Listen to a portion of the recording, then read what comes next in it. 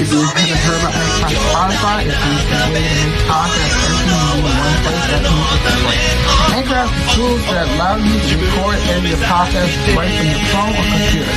When hosting on Anchor, you can distribute your podcast on listening platforms like Spotify, Apple Podcasts, and more. If everything you need to make a podcast in one place, the best of all, Anchor is totally free. Download the Anchor app or go to Anchor FM to get started. Yeah. Yep. Alright, let's start with Dynamite.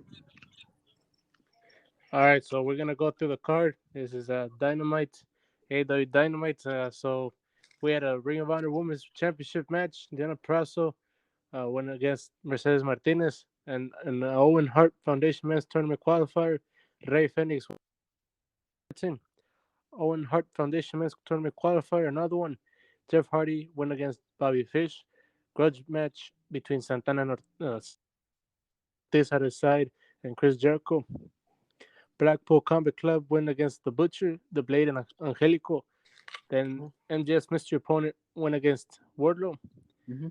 And the latest in the Varsity Blondes feud with House of Black. So Varsity Blondes had a segment with House of Black, and then also Adam Page had a promo. So we're going to start off with what happens first.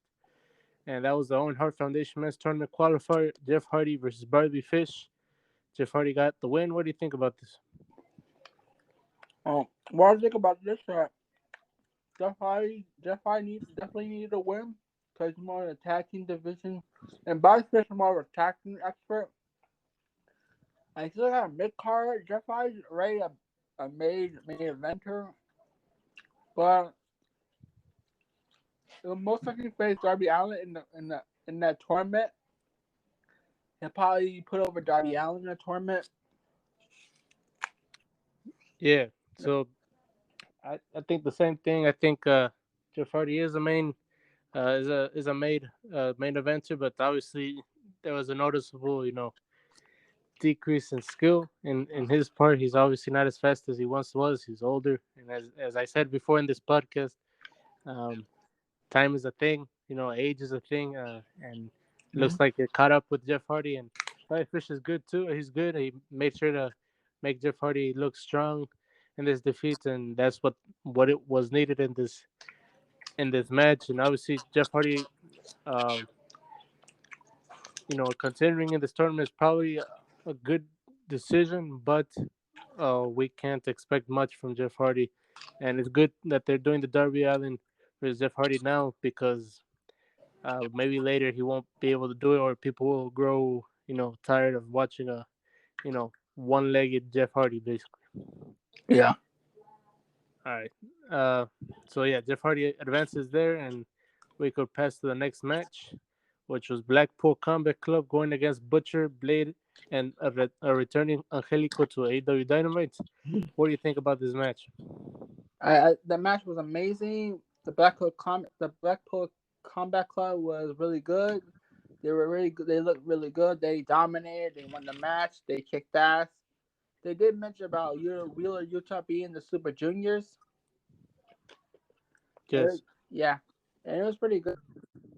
Blackpool Combat Club got the victory, and it's mostly leading to the Blackpool Combat Club, like Bryan Danielson, Jon Moxley versus the AEW Tag Team Champions, Jungle Boy and Luchasaurus.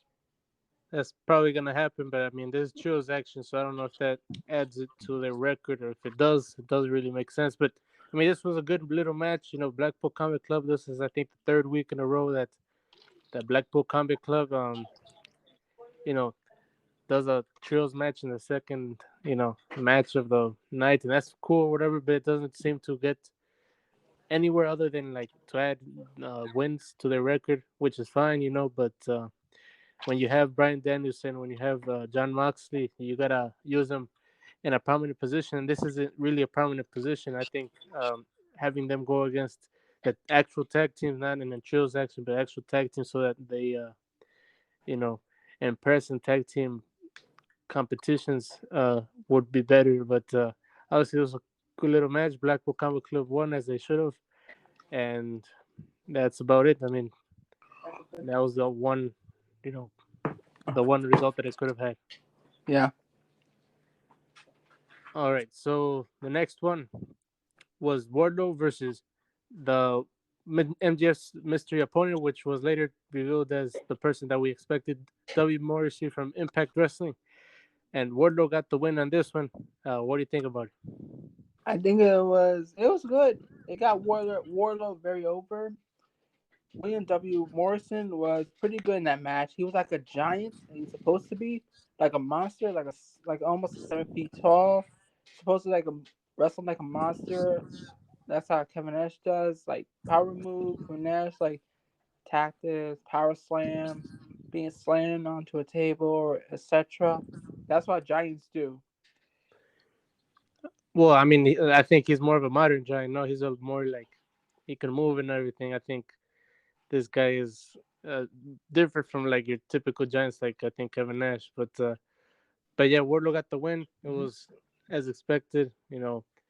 W. Morrissey did impress. You could tell that a lot of people, didn't expect that out of W. Morrissey, and this was probably good Mhm. um, for his, stock in Impact Wrestling, and once he hits free agency, I'm sure WWE will come looking for him or somebody. He'll have a job for sure. I think now that he was, you know, in this match in national television. But yeah, Wardlow won with one power bomb, which is cool too.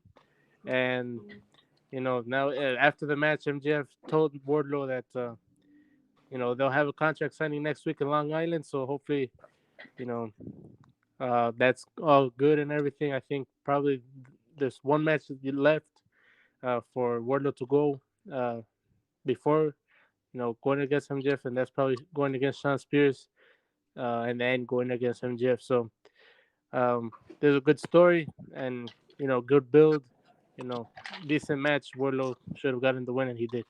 Yeah. All right. So if that's it for that match, we're gonna continue to the next thing that happened, which was Hangman Adam Page cutting a promo, Yeah. and Mhm. it was a different promo from what he usually cuts. What do you think about this? The promo was well good. The promo was good. It told Hangman that Hangman doesn't care about CM Punk's tribute to Bret Hart, and he's gonna do what it takes to retain the AEW World Title, and that match is gonna be quite sweet. And actually, and that time match makes sense on a double or nothing card. Yeah, obviously it's a big one of the bigger matches they could have. CM Punk do, Mhm. especially for the AEW World Championship. It's gonna be huge. Mhm. And just to quote, Heyman Page, this was a different version of Heyman Page, just a little bit more grittier, maybe even heelish um, version of Heyman Page. And he said, "At Double or Nothing, there's not going to be a masturbatory Bret Hart tribute match. I'm going to destroy CM Punk." Page said. Um, And then he also said, "You said you wanted to fight, and Punk, it will be a fight of your life. So this is gonna, you know, be a very Yeah. serious feud and everything." I think that Adam Page isn't gonna be with the one turning heel. I think CM Punk is probably gonna respond to Adam Page in a more heelish manner. Um, and because I think what makes me think that was him and Page pointing out a person in the crowd having a CM Punk shirt and telling them that Yeah. that that you won't be able to like Yeah. that you won't be able to you won't want to wear those shirts anymore once he's done with him or with CM Punk. And I think that's because CM Punk is gonna turn heel, and he's probably gonna be a good heel, a great heel, and have people really turn on CM Punk for you know turning on their one true babyface, which is still Hangman Page. So that's gonna be good. Yeah. Mhm. Yeah, so the next match is gonna be Santana versus, or the next match it was Santana versus Chris Jericho. What do you think about this one? It was a pretty good match. Santana showed more like edge into him when he's trying to get at Jericho. Mostly Jericho like mostly beat the hell out of Santana. Yeah. So, Jericho versus Santana won. Yeah, so didn't Chris Jericho win this match? Yeah, I'm getting a little drifty a bit, but I'm good. Yeah, Jericho did one. So I think Chris Jericho won this match through cheating, and it was a match. Obviously, a Chris Jericho match isn't going to be a good, a great match or whatever, but it was what it was needed to be, Yeah, and it was a match on Dynamite, I guess. yeah. But yeah, so next was the segment with the Varsity Blondes calling out the House of Black, Uh-huh. and the weird sequence with Julia Hart's. What do you think about that? It was quite weird, but but it makes sense. Like Julio's hard is trying to heal. You think so? Yeah, soon. I, I think, if anything, I think this showed us that maybe Julia Hart isn't turning heel because she didn't end up, swinging that chair on Griff Garrison. If anything, this is probably going to lead to the House of Black, kind of, you know, trying to, infiltrate the Varsity Blondes and Julia Hart specifically, and trying to take her from Varsity Blondes or whatever. Uh, But yeah, I don't think she's turning heel. I think something is going on. I don't think it necessarily she's going to turn heel. I mean, look at her. She doesn't really like. She doesn't look like a person that could be a heel. I don't think I wouldn't believe that she's a heel. She's a pure babyface right there. mm-hmm. Yeah. So after that sequence, that weird sequence, we had a Dante Martin versus Ray Phoenix match, and it was unbelievable. What do you think about it? It was a good match. It was straightforward. Yeah. Yeah, yeah. Then Dante fought like Ray Phoenix defeated Dante Martin in the match, and that's why Ray Phoenix qualified for the Owen Cup. But it was a pretty good match. I did hear from Samoa Joe that the AEW should have like an X division for their talent for their talent like Dante Martin and Ray Phoenix. Samoa Joe said that. Yeah, I mean, I guess if it keeps them away from the World Heavyweight Championship, but I mean, I don't know. I think some of them are, dignified, world champions in the future. But like Ray Phoenix, I think might be. But in terms of this match, I think it was a high spot match. I mean, it wasn't really much of a match. It was just a collection of moves or whatever. Which obviously that's what you're gonna expect from Ray Phoenix and Dante Martin. yeah. Um, they're high flyers, and Ray Phoenix is a luchador style, uh, wrestler. So, and I think the right person got the win. Ray Phoenix is gonna continue and probably, deliver good matches as well. So that's good, and you know, it was in my taste and everything, but I can't get all of them. Uh-huh. All right, so the main event, or before the main event, it was a promo between Thunder Rosa and Serena Deeb. What do you think about this promo before the main event? The promo was well fit for Celebrity or Thunder Rosa. It was basically building toward that match at double or nothing for the women's world title. And it will be a bar burner with Thunder Rosa and Serena Deeb. They had a previous encounter for the NWA Women's World Title before, and I feel like I thought that Serena Deeb beat her for that title. So I'm thinking this will be like I think Thunder Rosa gonna get that win at double nothing because remember Deeb beating her before for the NWA Women's World Title before.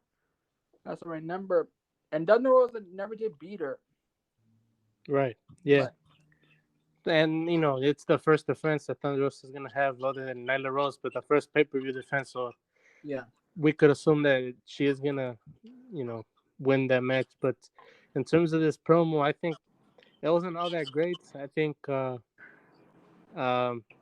once they kind of were out there, it was 15 minutes until the end, until 9, mm-hmm.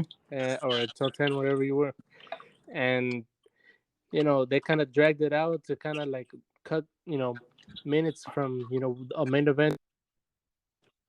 And at the end, I think it wasn't a really great promo from either girl. I mean, Thunder Rosa was trying to interject a lot of things once Serena Deeb was talking, and it didn't really come out too great. But I mean, I don't know what you're gonna expect from these two. I don't think it was a good. I don't think it was a good idea to bring them out there to promote that match at that moment in time. Maybe in the dynamite and cutting down from somewhere, Yeah. but you could have given those minutes to the women's match, the main event. That was a world championship, undisputed championship match. So it should have been important, and only got like 9 minutes. So yeah, I think it wasn't good. That I could say just wasn't good. Yeah. Yeah, it wasn't a good segment anyway. Yeah. So and then the main event, as I previously mentioned, was undisputed Ring of Honor Women's Championship match. Yeah, it's Ring Bianca of Honor Peraza. Women's World Title. What I say? Is it? Yeah, you did. Okay, undisputed Ring of Honor Women's Championship match, and it was Diana Peraza versus Mercedes Martinez. Yeah. Mercedes Martinez got the win. What do you think about this match? The match was actually pretty good. But it was a bit bad. Like, didn't get enough time for the main event. But in the end, I did like that Mercedes Martinez wins the title because the other person signed Impact, and Tony Khan want all the signed wrestlers to hold the Ring of Honor titles. Yes. Yeah, pretty much. Well, yeah. Then you get into politics and everything, and obviously that's not a good side of wrestling. But we gotta recognize that is something that exists in AEW. That not everything is dandelions or rainbows in AEW, But I think it was a decent match for what it was given. Obviously, a 9-minute match isn't gonna be barn burner or whatever. But Diana Peraza was a great woman's champion, a great wrestler. Um, and she showed it. Obviously, the crowd wasn't really into it. I'm gonna be honest, I wasn't really into it, and I'm not really into a Mercedes Martinez champion. If anything, I would have been into more of a Diana Peraza champion, but obviously politics played a part in that, Yeah. and I'm not into this Mercedes Martinez title run, but hopefully Yeah. she puts over some other young talent soon. Yeah. All right, so I think that's it for AW Dynamite. Let's review Rampage because today was Rampage I watched. So, ready to review Rampage? Yeah, yeah. Okay. So the first four matches, there was like Riho versus. Oh, you got it. All right. Oh wait, let me know if he responds. So you said AW Rampage, Yes, like Rampage. as in like Rampage, like the one that we haven't watched yet. That was what that happened today, Friday. Hey, it aired at 5:30 p.m. Oh shit, it did, huh? Yeah. Oh my god. Yeah, you're right. I Yeah. forgot there was a time, Yeah. time change. Yeah. So Yeah. so what happened? I didn't watch it. What happened? What happened? I mean, I guess the time change really does matter because Yeah. I thought it was gonna be at the regular time. Yeah. Well, it was basically Lethal versus. Send me the match. Read me the matches for the four. Mostly four matches. Just go to the results and read the four matches for me. Yeah, yeah. So I got you. Let me just type it up real quick. Your Rampage, Yeah. AW Rampage results. I got you. All I right. got it. Don't worry, people. We're gonna hit in a minute. It's only a bit. Yeah. So the first match was Britt Baker and Jamie Hayter versus Tony Storm and Ruby Soho. Here, This was a great tag team match. So basically, it was a good tag team match. It was a little showcase of Britt Baker, Jamie Hayter, Tony Storm, and Ruby Soho. But in the end of that match, Ruby Soho, Tony Storm got the victory for their team. And it's yes, basically and basically both of that match, they announced that it was going to be Tony Storm versus Jamie Hayter next Wednesday for Dynamite for the first ever women's Owen Hart Cup. Yeah. Yeah, and that seems to be a good matchup. Has been building, Yeah. or at least been doing stuff with her, with them, and Yeah. uh, I'm sure it was a decent match. I didn't watch it obviously, but I'm sure it was decent. Yeah. Okay, so the next match was Hook versus JD Drake, uh, It from the was just a Wingman. Hook match. It was a short match. Hook won with the red rum. Mostly in the match, Hook was showing his skills by destroying JD Drake. He was he was his Hook was dominating JD Drake and finished him out with the red rum for the victory. And then after the match, we had it was basically Dan Hansen confronting Hook, and then Hansen wanted to give him a gift, and Hook like stomped the gift, and Hansen walked away. Then Hook grabbed the gift, looked at it, and put it on the ring and walked out as well with his theme song hitting Oh, very much. and before that, I'm reading here because I didn't watch it obviously, but Yeah, I'm before that there was a promo from Tony Nese and uh, Mark Sterling, right? no, I was gonna mention how Danhausen asked Hook that to be in his corner once he goes against Tony Nese. So I guess it's confirmed that Danhausen is gonna have his first match not against Hook as we initially thought is gonna be against Tony Nese. And I Mm-hmm. suppose Hook isn't going to be in his corner, but maybe he is. Maybe at the end he does come to the rescue or something like that. Mm-hmm. All right, so the next match was another Owen Hart Foundation tournament Mm-hmm. women's qualifier match, and that was Yuka Sakazaki in her return against Rio, and her return as well, I guess, because they're both Japanese and It, it was a they're not good, used that much. So yeah, it what do was you a think good about it? like Joshy kind of match. Like Rio got the victory, but it was a great match. We saw a lot of match from Yuka Sakazaki and Samoa's for Riho. It was basically like a Joshi match type of match. Yeah, Yoshi, yes. Mhm. Yes, Riho got the victory. Riho advances. And after the match, they talk about the women's Hard Cup that is now complete with a Joker. So basically, is that there's gonna be a Joker for the women's and the men's. And who do you think is gonna be? I have my my reservations, my thoughts about it. But who do you think it might be? These jokers from both tournaments. All right, for the women, I'm gonna try. I'm going Athena, formerly Ember Moon, and for the men, I'm seeing Cesaro, or Claudio wants me or he's called. I think it's a lot more simple than that. I think having one joker in the women's tournament and another joker in the men's tournament is quite outright gonna be the Garganos, Candice LeRae and Johnny Gargano. And I think people have fantasy booked on Twitter saying that Johnny Gargano versus Adam Cole would be a great matchup at Double or Nothing, and I would tend to agree, obviously. But yes, that's who I think is gonna be. I think Candice LeRae and Johnny Gargano. Yeah. And then I think this is the last match I didn't watch for the for the fifth time I didn't watch. But okay, it was Konosuke Takeshita versus Jay Lethal in Takeshita's first television match. Yeah, What do you think Takashita. about this? It was a pretty good match. It showcased Takashi's skills. Like, like Takashi was about to win. It was 1, 2, 3 total. Like people it was like it was with interference from Satam Singh and Sanjay Dutt. Then Jay Lethal hit the lethal injection for the victory.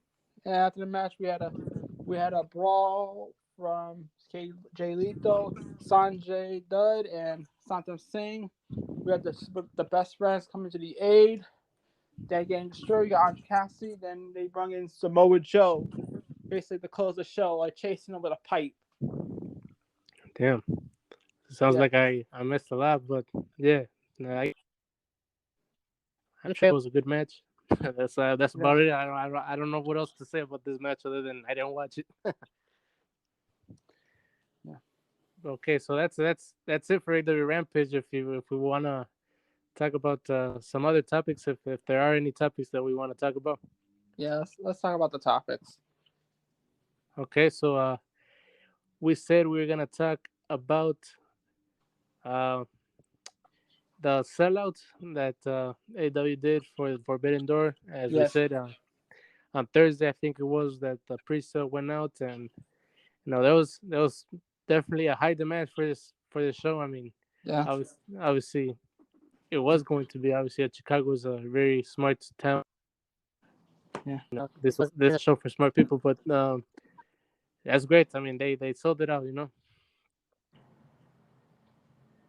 Yeah. They Yeah. pretty much sold it out. Yeah, I mean, I think they still kind of like retaining some tickets for um for the general public, but basically it's gonna be a sellout. No matter what, it's gonna be a Yeah. full crowd, and it's shaping up to be a good.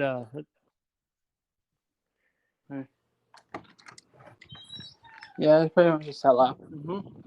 Okay, and so then after that, I think the last thing that we wanna touch on is probably going to be that Cody Rhodes interview with Stone Cold in the Broken Skull Sessions on Peacock. I don't know Yeah. if you watched. Did you watch it?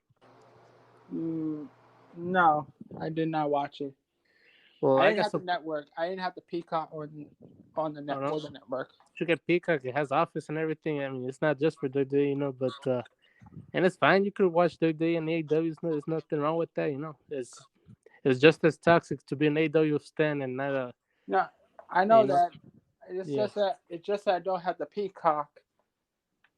All right. That's Okay. it. So, but okay. So I got some quotes here, Okay, go and ahead. uh, here it says anyone. So this is Cody Rhodes talking about how he balanced booking himself and not ruffling feathers among talents in AEW.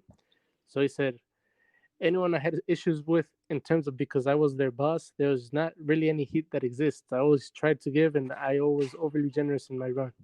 Had Dusty Rhodes been there were a few things he would have told me, but that would have been one for sure, because Arn was the one telling me on the side, "Hey man, get some for you."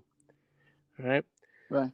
and and then he continued by saying, "I did everything I could possibly do diplomatically to approach it. A lot of it was trepidation based on the fact that I had seen that already happen to Dusty. Dusty was on top because he was over. He was not on top because it was the Booker. Is there synergy? Sure, he was over. In the beginning, there are not many guys who have this connection with the fans. Why would we forget to go that? This is on me."